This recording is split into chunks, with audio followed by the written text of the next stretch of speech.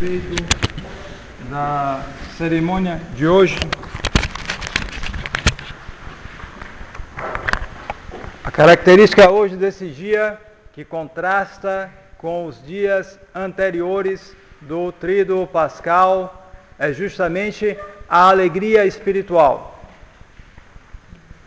Nós, os que participaram sobretudo das cerimônias do Domingo de Ramos, da quinta-feira, da sexta-feira, viram que, sobretudo a de ontem, ela era marcada por esse aspecto do luto, da tristeza, pois se nós nos entristecemos com a morte de nossos parentes, e qualquer um de nós poderia experimentar, já experimentou isso, de uma hora para outra, tem uma notícia de que fulano de tal, querido de nós, morreu, e isso abala.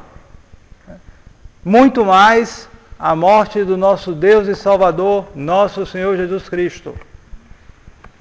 Mas eis que agora o cenário modifica completamente. Sim, ele morreu, mas ele morreu quando ele queria. Ele morreu porque quis. E morreu para obedecer ao Pai.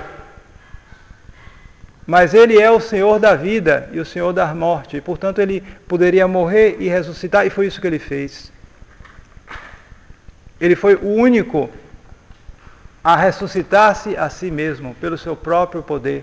Ele que tinha o poder de ressuscitar outros, como ele ressuscitou a Lázaro, 4 dias morto, pouco antes da sua paixão. Agora ele mesmo ressuscitou pelo seu poder. E justamente essa ressurreição, essa vida nova deve ser para nós um motivo de alegria, mas tem que ser uma alegria espiritual. Por quê? Porque um dos maiores inimigos da salvação do homem é a falsa alegria. A alegria nas coisas que não são de Deus.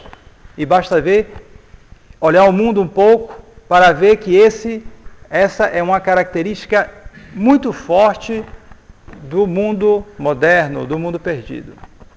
É a civilização dos esgares, quer dizer, dos falsos sorrisos, que aparecem por aí, todo mundo sorrindo, mas lá se vê a vida de cada um, não é assim, não justifica. Mas eles querem aparecer assim, justamente para dar uma aparência de felicidade que disfarça a profunda infelicidade, o profundo desespero que habita a alma de cada um deles. Porque existe justamente uma alegria desesperada, aquele que quer fugir aos seus pecados, às suas angústias e extravasa, por assim dizer, com uma alegria insensata. Pois aqui é justamente exatamente o contrário. Uma alegria espiritual fundada em Deus, na rocha que não pode ser abalada.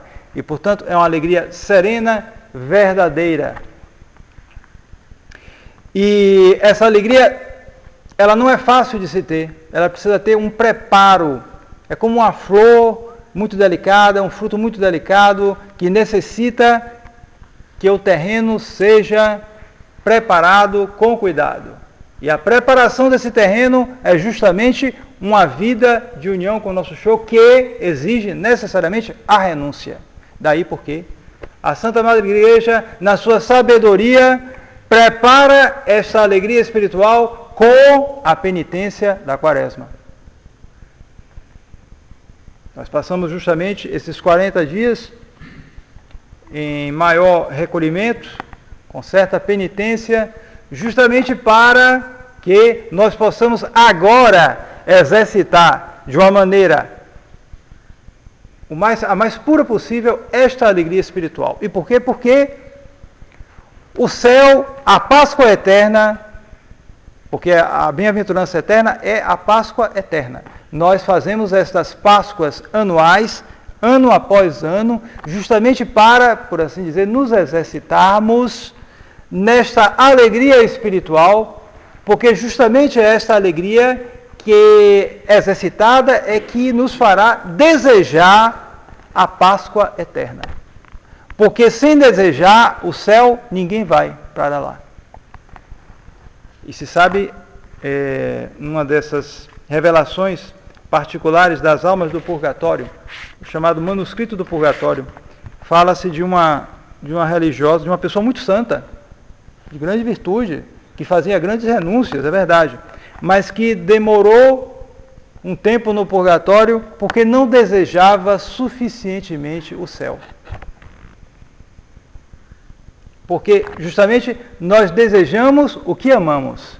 Se nós não desejamos suficientemente, é porque nós também não amamos suficientemente. As coisas estão ligadas. Quando se ama uma coisa, se deseja.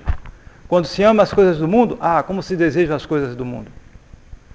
Como se busca, como se trabalha, como se sofre para conseguir essas coisas caducas do mundo. Então, não vamos sofrer, trabalhar para conseguir as coisas do céu, o único necessário.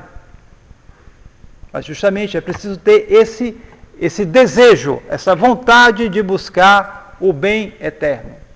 E por isso, a Santa Igreja prepara esse período em que é como se fosse uma preparação para nós fruirmos do céu. Então, nós paramos o jejum, nós temos um momento de maior alegria, nós podemos comer coisas melhores, etc. É como se fosse uma imagem das alegrias celestes. Agora, tudo isso tem que ser feito justamente com um preparo espiritual anterior. Porque aí nós enxergaremos melhor estes dons de Deus. Senão, vai ser uma festa mundana. Mais uma festa mundana, como muitas vezes tem ocorrido nesse mundo perdido. É um feriado a mais, pronto. Um feriado a mais. E esta alegria espiritual, a fonte dela, justamente, é que nosso Senhor morreu para este mundo e agora vive só para Deus. Nós devemos participar dessa morte, justamente como? Renunciando às alegrias do mundo e vivendo para Deus. As duas coisas estão juntas, porque nós não poderemos renunciar às coisas do mundo se nós não vivermos para Deus.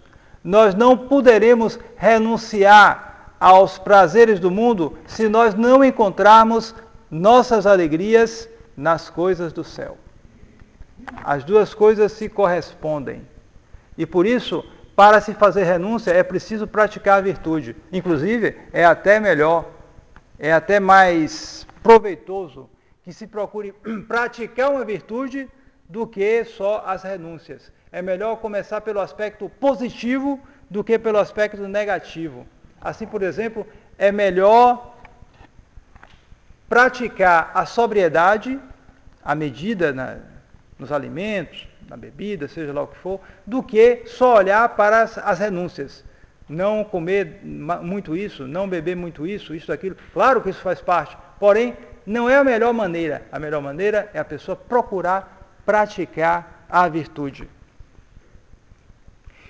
Justamente, nós participaremos desta vida de Nosso Senhor, essa vida agora para Deus. Nosso Senhor subiu aos céus, mas deixou em nós a marca da ressurreição. Esta fé na ressurreição é importantíssima. Ela é uma base, justamente porque ela nos dá a certeza de que nós não caminhamos em vão. Nós caminhamos na verdade. Nosso chefe é o ressuscitado. Aquele que venceu a morte. Ele venceu a morte pelo seu próprio poder. Nós, evidentemente, não temos esse poder, mas nós temos a fé na sua ressurreição. Esta fé que vence o mundo. Daí a importância de aproveitar bem esses festejos, essa santa festa da Páscoa, e de justamente proclamar que nosso Senhor realmente ressuscitou. Não foi uma ressurreição imaginária, nem algo metafórico ou coisa parecida. A gente por aí, dentro da Igreja Católica, que se diz católica e que ensina essas coisas. Há, por exemplo, um cardeal, que é muito louvado pelo Papa, que diz coisas parecidas nos seus livros. Não olhemos, não escutemos esses falsos ensinamentos. Devemos nos apegar ao ensinamento do Evangelho, à interpretação que sempre foi dada pelos santos padres. Nosso Senhor realmente ressuscitou.